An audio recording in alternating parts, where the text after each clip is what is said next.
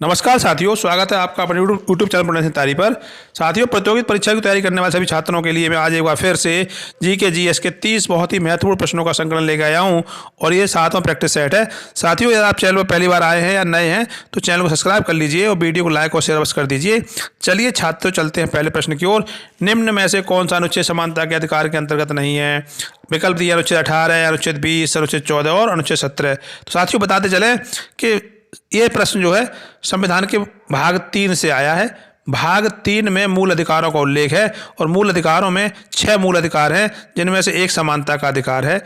समानता का अधिकार ये जो है अनुच्छेद 14 से 18 तक वर्णित है। 14 से 18 तक में समानता का अधिकार के अनुच्छेद है। इनके अलावा अन्य अधिकारों का अनुच्छेद हैं। तो वर्तमान में 6 मूल अधिकारों का उल्लेख मिलता है। समानता का अधिकार के अनुच्छेद हमें 14 से 18 तक है। तो अनुच्छेद 18 जो दिया गया है विकल्प में, ये समानता का अधिकार है। अनुच्छेद 14 समानता का अधिकार है। अनुच्छेद 17 ये भी समानता का अधिकार है, जबकि अनुच्छेद 20 समानता का अधिकार नहीं है। और यही आपसे पूछा जा रहा है कि कौन सा अनुच्छेद समानता का अधिकार के अंतर्गत नहीं है। तो विकल्प बी अनुच्छेद 20 समानता के अधिकार के अंतर्गत नहीं है। अगला प्रश्न है, क्रांतिकारी संगठन अभिनव भारत का गठन कहाँ किया गया था? विकल्प दिए हैं महाराष्ट्र, बंगाल, पंजाब और उत्तर प्रदेश। तो साथियों, अभिनव भारत जो संगठन था, क्रांतिकारी संगठन था, इसका पहले पूर्व नाम कहें तो वो था मित्र मेला। मित्र मेला इसका पूर्व नाम था और 1904 में इस संगठन का नाम बदल के कर दिया गया अभिनव भारत, और इसका संगठन की गठन किया गया था महाराष्ट्र में। तो विकल्प ए इस प्रश्न का सही आंसर रहेगा। अगला प्रश्न है, जनगणना 2011 के अनुसार भारत का सबसे कम जनसंख्या वाला राज्य कौन सा है? विकल्प दिए गोवा, मिजोरम, अरुणाचल प्रदेश और सिक्किम। तो साथियों, जनगणना 2011 में जो हुई है उसके आंकड़े ही अभी तक हमको पढ़ने हैं, क्योंकि जनगणना वैसे हर 10 साल बाद होती है। तो 2021 में जनगणना होनी चाहिए थी, लेकिन वो कोविड-19 की वजह से नहीं हो पाई। तो अभी तक जो आंकड़े हैं वो 2011 के ही हैं और 2011 के अनुसार भारत में सिक्किम जो है वो सबसे कम जनसंख्या वाला राज्य है। तो विकल्प डी इस प्रश्न का सही आंसर रहेगा। जबकि अरुणाचल प्रदेश की अगर बात कर लें तो यहाँ सबसे कम जनघनत्व वाला ये राज्य अरुणाचल प्रदेश है। इसको भी ध्यान रखना है। अगला प्रश्न है, काकोरी कांड का प्रमुख सूत्रधार कौन था? विकल्प दिए अशफाक उल्लाह खां, चंद्रशेखर आजाद, रामप्रसाद बिस्मिल और राजेंद्र नाथ लाहिड़ी। तो साथियों, काकोरी कांड जो है एक रेल लूटने की योजना के आधार पर हुआ था। काकोरी नाम का एक रेलवे स्टेशन पड़ता है लखनऊ जिले में, और वहाँ पर एक ट्रेन भारतीय क्रांतिकारियों ने लूट की थी, सरकारी खजाना वहाँ लूटा था, जिसको काकोरी कांड नाम दिया गया। काकोरी कांड का जो नाम है वर्तमान में यूपी सरकार ने चेंज कर दिया है और उसका नाम कर दिया है काकोरी ट्रेन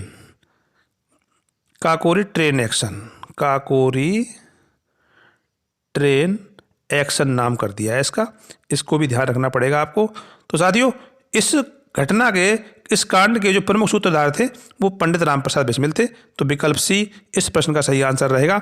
जबकि अशफाक उल्लाह खां, चंद्रशेखर आजाद, राजेंद्र नाथ लाहिड़ी भी इस कांड में शामिल थे और रामप्रसाद बिस्मिल के सहयोगी थे।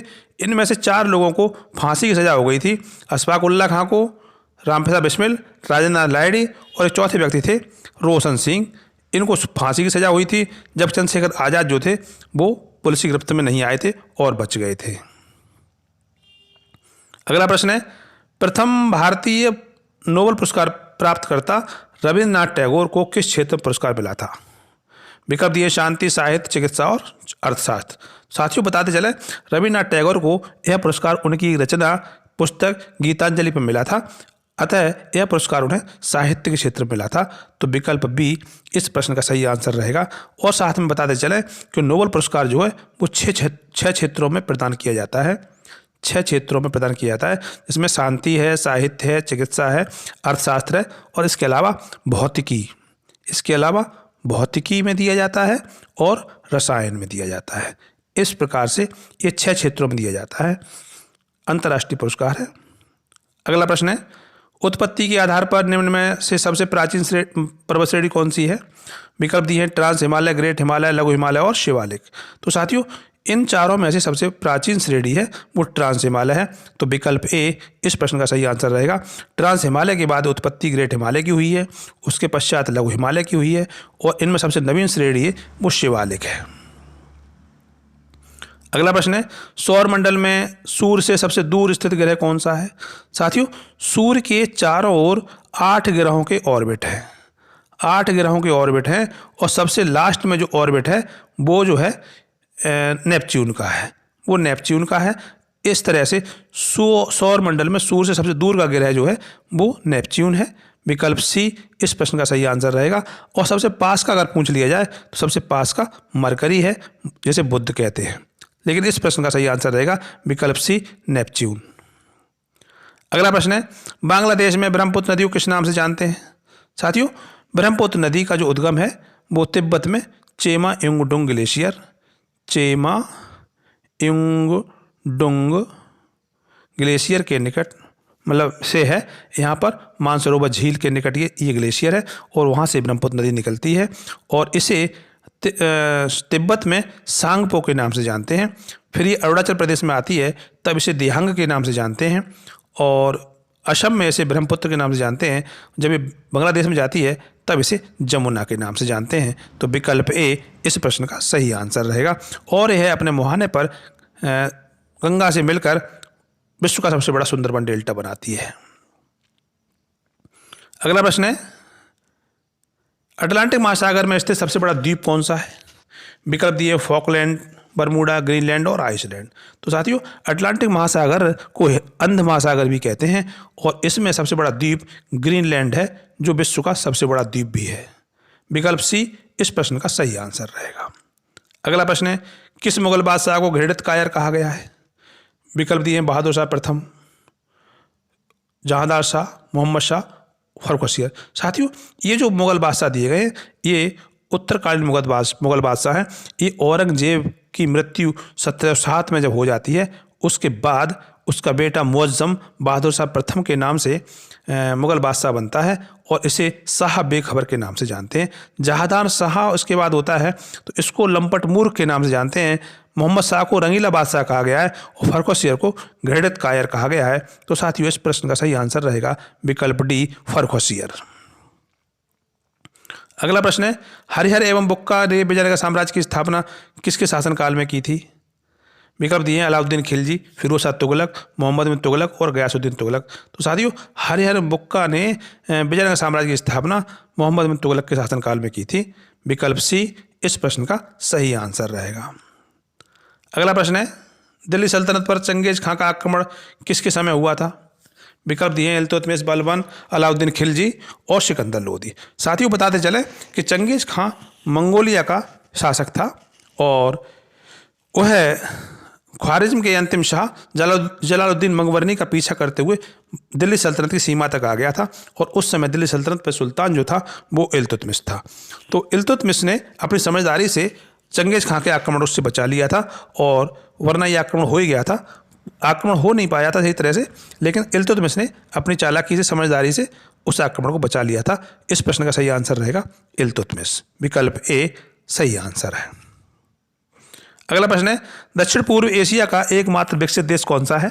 विकल्प दिए थाईलैंड, वियतनाम, लाओस और सिंगापुर। तो साथियों, दक्षिण पूर्व एशिया का एकमात्र विकसित देश सिंगापुर है। विकल्प डी इस प्रश्न का सही आंसर रहेगा। अगला प्रश्न है, वास्को डी गामा पहली बार भारत के किस बंदरगाह पर उतरा था? विकल्प दिए कोचीन, कालीकट, मर्मुगावो और मुंबई। तो साथियों, वास्को डी गामा पहली बार कालीकट बंदरगाह पर उतरा था और ये पहली बार 1498 में भारत आया था और कालीकट के शासक उस समय के जमोरिन ने वास्को डी गामा का स्वागत किया था। जमोरिन शासक हुआ करता था वहाँ पे। अगला प्रश्न है, कौन सी पर्वत श्रेणी यूरोप व एशिया के मध्य प्राकृतिक सीमा बनाती है? विकल्प दिए पेरेनीज, यूराल, आल्पस और एपेनाइन। तो साथियों, यूरोप और एशिया जो दो महाद्वीप हैं ये स्थल भाग से जुड़े हुए हैं और इनके बीच में जो प्राकृतिक सीमा बनाने वाला पर्वत है वो यूराल है। तो विकल्प बी इस प्रश्न का सही आंसर रहेगा। यूराल जो है पूरी तरह से रूस वाले एरिया में है और यूराल के पश्चिम का जो रूस है वो यूरोप में पड़ता है और पूरब का जो रूस है वो एशिया में काउंट किया जाता है। इस तरह से यूरोप और एशिया के मध्य प्राकृतिक सीमा बनाने वाला पर्वत जो है वो यूराल है। अगला प्रश्न है, निम्न में से किसे भूरा कोयला कहा जाता है? विकल्प दिए हैं बिटुमिनस, पीट, लिग्नाइट और एंथ्रासाइट। साथियों, ये चारों क्वालिटियाँ जो दी गई हैं यहाँ पर, ये कोयले की किस्में हैं। इनमें सबसे बेस्ट कोयला, सबसे अच्छा कोयला होता है वो एंथ्रासाइट होता है। और भारत में जो सबसे ज़्यादा कोयला उत्पन्न होता है, मिलता है, वो बिटुमिनस प्रकार का है। और सबसे खराब कोयला पीट होता है। और जब भूरा कोयला किसे कहा जाता है तो वो लिग्नाइट को कहा जाता है। तो विकल्प सी इस प्रश्न का सही आंसर रहेगा। साथियों, अगर अभी तक आपने चैनल सब्सक्राइब नहीं किया है तो कृपया करके चैनल सब्सक्राइब कर लें और वीडियो को लाइक और शेयर अवश्य कर दें। अगला प्रश्न है, हरारे किस देश की राजधानी है? विकल्प दिए जाम्बिया, केन्या, तंजानिया और जिम्बाब्वे। तो साथियों, हरारे जो है वो जिम्बाब्वे की राजधानी है। विकल्प डी इस प्रश्न का सही आंसर रहेगा। और जिम्बाब्वे अफ्रीका महाद्वीप का एक देश है। अगला प्रश्न है, कांग्रेस की प्रथम महिला अध्यक्ष कौन थी? विकल्प दिए सरोजिनी नायडू, सुचेता कृपलानी, एनी बेसेंट और अरोड़ा आसफ अली। तो साथियों, कांग्रेस की पहली महिला अध्यक्ष जो चुनी गई थी वो थी एनी बेसेंट। विकल्प सी इस प्रश्न का सही आंसर रहेगा। और साथ में साथियों, अगर यहाँ पूछा जाए कांग्रेस की प्रथम भारतीय महिला अध्यक्ष कौन थी तो आंसर रहता है सरोजिनी नायडू।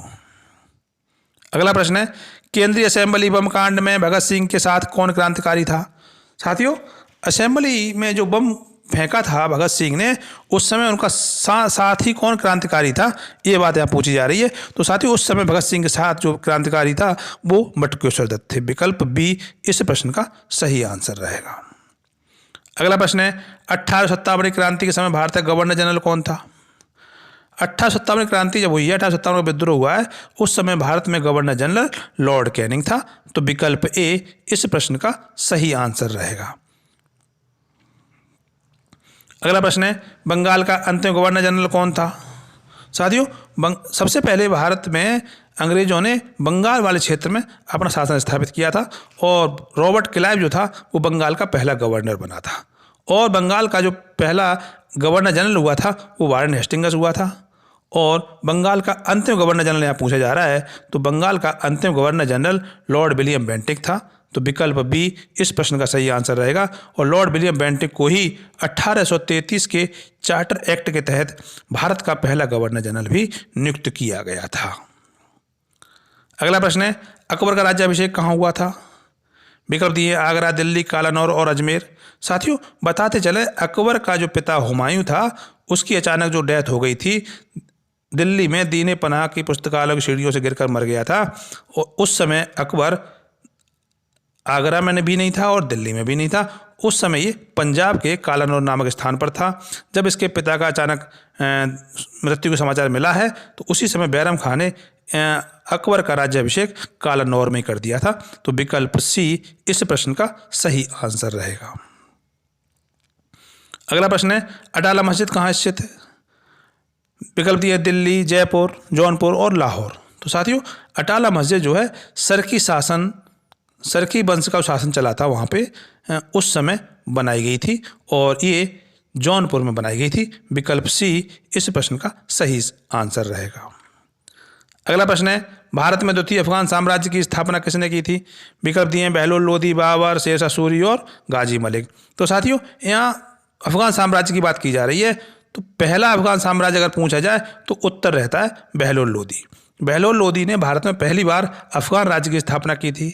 और यहाँ दूसरी बार पूछा जा रहा है तो द्वितीय बार अफगान साम्राज्य की स्थापना करने वाला व्यक्ति शेरशाह सूरी था। तो विकल्प सी इस प्रश्न का सही आंसर रहेगा। अगला प्रश्न है, गायत्री मंत्र किस वेद से लिया गया है? विकल्प दिए ऋग्वेद, सामवेद, अथर्ववेद और यजुर्वेद। साथियों, 4 वेद होते हैं, चारों वेदों के नाम विकल्पों में दिए गए। इनमें सबसे प्राचीन वेद ऋग्वेद है और सबसे बाद का वेद अथर्ववेद है। गायत्री मंत्र जो है वो ऋग्वेद से लिया गया है। तो विकल्प ए इस प्रश्न का सही आंसर रहेगा। और साथियों, बताते चलें, गायत्री मंत्र जो है सूर्यदेव को समर्पित है। सूर्यदेव को सविता या सवित्र देव भी कहा गया है, सवित्र देव को समर्पित है। अगला प्रश्न है, काठियावाड़ प्रायद्वीप किस राज्य में अवस्थित है? साथियों, काठियावाड़ प्रायद्वीप जो है वो गुजरात में अवस्थित है। विकल्प बी इस प्रश्न का सही आंसर रहेगा। काठियावाड़ प्रायद्वीप के एक तरफ खंबात की खाड़ी, दूसरी तरफ कच्छ की खाड़ी और फ्रंट साइड में जो है अरब सागर है। इस प्रकार से काठियावाड़ प्रायद्वीप 3 जलराशियों से घिरा हुआ गुजरात का भाग है। अगला प्रश्न है, दक्षिण अमेरिका में शीतोष्ण घास के मैदानों को क्या कहते हैं? विकल्प दिए हैं डाउन्स, स्टेपीज, प्रेयरी और पंपास। तो साथियों, शीतोष्ण घास के मैदानों को अलग अलग महाद्वीपों में अलग अलग नाम से पुकारा जाता है। शीतोष्ण घास के मैदानों को ऑस्ट्रेलिया में डाउन्स कहते हैं, एशिया और यूरोप में स्टेपीज कहते हैं, उत्तर अमेरिका में प्रेयरी कहते हैं, और यहाँ पूछा जाए दक्षिण अमेरिका पूछा जा रहा है तो दक्षिण अमेरिका में साथियों पंपास कहते हैं। इस प्रश्न का सही आंसर रहेगा विकल्प डी, पंपास। अगला प्रश्न है, वायुमंडल में सर्वाधिक मात्रा में पाई जाने वाली गैस कौन सी है? विकल्प दिए नाइट्रोजन, ऑक्सीजन, कार्बन डाइऑक्साइड और ऑर्गन। तो साथियों, वायुमंडल में जो वायु का गैसों का संगठन है उसमें सबसे ज़्यादा मात्रा में पाई जाने वाली गैस नाइट्रोजन है। तो विकल्प ए इस प्रश्न का सही आंसर रहेगा। नाइट्रोजन जो है 78% पाई जाती है। ऑक्सीजन की अगर बात करें तो ये 21% पाई जाती है। कार्बन डाइऑक्साइड की बात करें तो ये 0.03% पाई जाती है। और ऑर्गन की अगर बात करें तो ये 0.93% पाई जाती है। तो सर्वाधिक मात्रा में पाई जाने वाली गैस नाइट्रोजन और ऑक्सीजन को अगर मिला लिया जाए तो ये दोनों मिलकर बनती हैं 99%। ये दो गैस हैं 99% हमारे पृथ्वी के वायुमंडल में पाई जाती हैं। अगला प्रश्न है, ओजोन दिवस किस तिथि को मनाया जाता है? विकल्प दिए हैं 5 जून, 21 जून, 16 सितंबर और 14 सितंबर। तो साथियों, 5 जून को पर्यावरण दिवस मनाया जाता है, विश्व पर्यावरण दिवस मनाया जाता है। विश्व पर्यावरण दिवस मनाया जाता है, याद रखना, बहुत ही महत्वपूर्ण प्रश्न है। और 21 जून को योग दिवस मनाया जाता है, विश्व योग दिवस मनाया जाता है। 16 सितंबर को ओजोन दिवस मनाया जाता है और 14 सितंबर को राष्ट्रीय हिंदी दिवस मनाया जाता है। तो विकल्प सी इस प्रश्न का सही आंसर रहेगा। साथियों, अंतिम प्रश्न है, चौरी चौरा कांड उत्तर प्रदेश के किस जिले की घटना थी? विकल्प दिए हैं प्रतापगढ़, इलाहाबाद, गाजीपुर और गोरखपुर। तो साथियों, चौरी चौरा नामक स्थान जो है उत्तर प्रदेश के गोरखपुर जिले में है और यहाँ पर ही चौरी चौरा कांड हुआ था। तो विकल्प डी इस प्रश्न का सही आंसर रहेगा। साथियों, अगर अभी तक आपने चैनल सब्सक्राइब नहीं किया है तो कृपया करके चैनल सब्सक्राइब कर लें और वीडियो को लाइक और शेयर अवश्य कर दें। धन्यवाद।